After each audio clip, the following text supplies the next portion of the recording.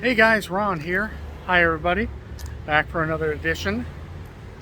Here's a very interesting thing. So I was in an open house today, looking at this open house, only to discover that on the sheet, the write-up sheet they give you for the house, that the house says the former home of silent film star Edward G. Robinson. Well, he wasn't a silent film star. He wasn't just a silent film star. He was a film star. He did over 100 films, a 50-year career. Anyway, so then I decided to do some other business, wait till they were gone and come back and film. So let's get back to the house in just a moment here. Let's talk about Edward G for a minute. There's all kinds of activity around here. Oh, there's the house. Now I'll try to get a little closer too. Like I say, unbeknownst to me, I was just in it. It's a beautiful home. It was built in, oh, I think that's the real estate agent going back in. Or the owner. Maybe it's the owner. Anyway, so Edward G was born, oh gosh, now I've forgotten his real name. But I know that he was born in Romania. And one of his brothers was actually attacked by an anti-Semitic mob. They weren't too crazy about Jews. So the parents decided to move the entire family to America. And Edward G said that in 1904, he said when he arrived at Ellis Island, that's when his life started. He said when he was 10 years old, his life started really, when he arrived in America. His family, like my family, promptly settled in the Jewish area, the Lower East Side of New York, which also housed the Italians and the Irish. And that's when things really started for him. He actually eventually went to the American Academy of Dramatic Arts, where I went also. And he was acting in plays and films. And eventually became a movie star. You know, he had a real tough guy image, Edward G., but they say he was very kind of soft-spoken and kind-hearted. You know, obviously an image, what you play and what you are two different things. He was a liberal Democrat.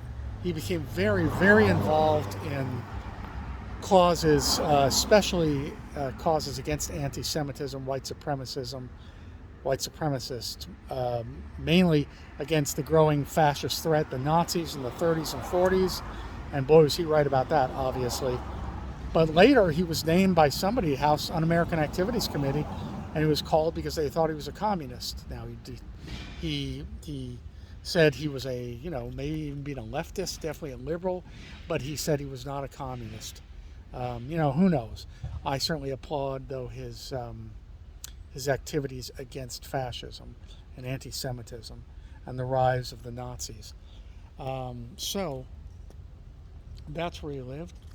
In the 50s, or this is one of the places he lived. Actually, he died here in Los Angeles as well in 1973 at the age of 79. By the 50s, his star had started to dip and decline, and he was in need for money, especially after the divorce after a divorce that cost him a fortune, literally a fortune. There's people still coming up to the house. So basically, at that point, his role started to decline a little bit, but not entirely. And his last film was Soylent Green. Soylent Green is People with Charlton Heston. And actually, a couple months after he died, he was awarded a special award by the Academy of Arts and Sciences, by the Oscars. People who make the Oscars, the Academy. And well deserved. He had a lot of gravitas, obviously. He also tried to enlist in World War II, but he was too old. So he was given kind of a special role. And he also took great pride in entertaining the troops. And boy, was he thrilled when we beat the Nazis.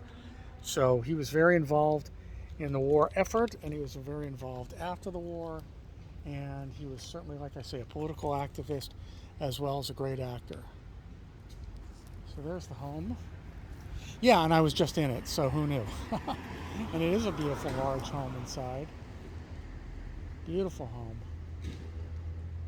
I don't know if this is the original 1930. Obviously, it's been worked on since. I'll tell you one thing though. It's got a fountain, like a big waterfall that leads into a pool in the back. I wish I could have gotten some inside shots for you, but didn't know whose house it used to be. And like I say, they weren't correct because they put silent film star, but they're young, they don't know who he is.